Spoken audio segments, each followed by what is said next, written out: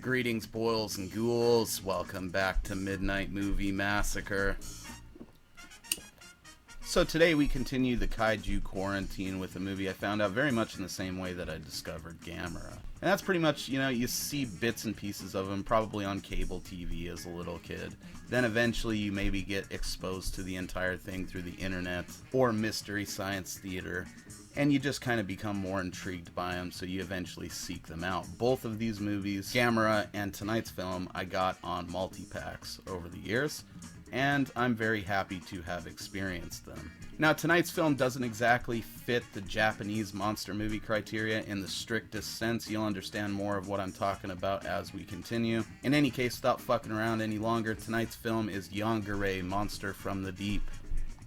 Yongary, Monster of the Deep, or simply Yongary, came out in 1967. It was a Japanese and South Korean co-produced kaiju film directed by Kim Ki-duk, with special effects by Kenichi Nagagawa. It was produced by the Kick-Dong Entertainment Company and distributed by Toei. It stars Oh Young-lee, Kwang-ho Lee, Nam Jong-im, and it features Cho Young-min as Yongary, the titular creature of the film. In essence, what you got is a Japanese team traveling to South Korea to help some South Korean filmmakers make a blatant fucking Godzilla Gamera ripoff in the height of the kaiju craze. And I think it came out pretty well, all things considered. Is it cheap? Yes. Is it ridiculous? Yes. Is the fact that, the American dub is the only surviving version of the film a little bit weird and kind of comically hilarious? Yes. But it's still a whole hell of a lot of fun, and I think all things considered, Yongary gets a lot of flack that it doesn't deserve, simply for not being up to the standards set by other more seasoned practitioners of the kaiju arts. Basic gist of Yongary is they're in the process of launching this fella into space, this astronaut guy that just got married to the director of their space program's daughter or something.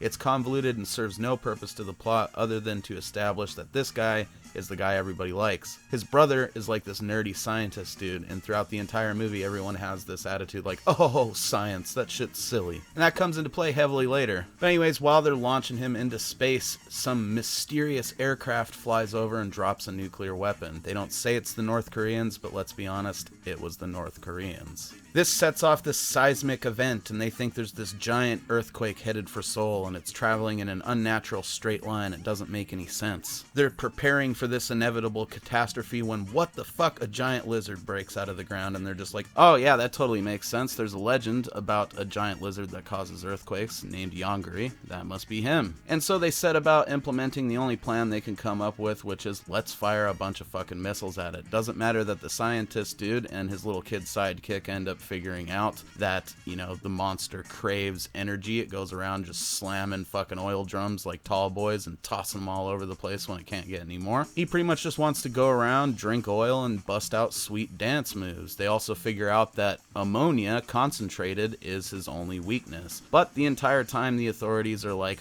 science, that's ridiculous. Why would that fucking have anything to do with this? Let's just shoot more rockets at it. It's pretty great. So they pretty much ignore the authorities and set about implementing this plan on their own. All the while, obviously, they're firing continuous volleys of rockets at Yongary, and he's running around stomping on shit. It's basically like 90 minutes of a giant Godzilla-like lizard doing shit that you vaguely remember seeing in Godzilla and Gamera movies. The only difference between him and Godzilla is he's got a horn on his nose, and he can fire a laser beam out of it, similar to Gauss's laser beam from the third Gamera movie. In any case, he's running around wrecking shit. They're trying to purify this ammonia further so that they can use it to kill Yongary. There's a running joke through the movie about how the astronaut's wife's sister doesn't want to marry the scientist dude because he's a yucky scientist, and a running joke about how they keep losing the kid, which is absolutely fucking hilarious. But anyway, after a nice confrontation between Yongary and a fleet of fighter jets, they eventually maneuver their helicopter over him and are able to drop this super concentrated ammonia atop of his body and cause him to go into convulsions, shit blood, and die twitching in the mud. It's pretty fucking depressing, and the little kid even comments on it afterwards. They did our boy Yongary pretty dirty with that finale there. It might be one of the worst deaths for a kaiju in the history of kaiju movies. I mean, I get it. He was great value Godzilla, but he didn't deserve to go out like that, man. They hit that shatter, as the kids say. shit. Now the key is to finish this before that catches up with me. So Yongary definitely has its problems, okay? It's not a perfect movie by any stretch of the imagination. It's definitely kind of a pile of shit, but in a charming kind of a way.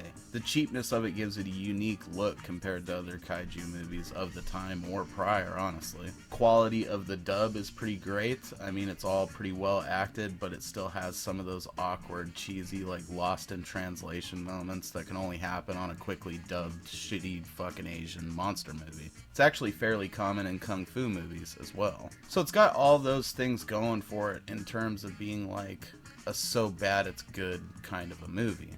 But at the same time, it is a pretty well executed kaiju movie, all things considered. They were clearly doing this as a quick cash grab just to get in on the kaiju fad. Movies like Gamera and Godzilla and other kaiju movies that had came out up to this point had proven that it was a lucrative fucking genre to jump into. In terms of like just, you know, getting in there and covering the bases, Yongary's pretty fucking successful at doing that. The effects aren't the greatest in the world, even by, you know, like 1950s standards and shit. They're just not that great. But the movie, the way it's shot, the way it's lit, there's like a certain quality about it that just makes it a lot of fun. I don't know how to describe it, just get out there and watch it for yourself. I also got to give the nod to Yongary for having like a kid in a kaiju movie that's not basically just useless and sitting there saying how much he likes the giant monster or some shit.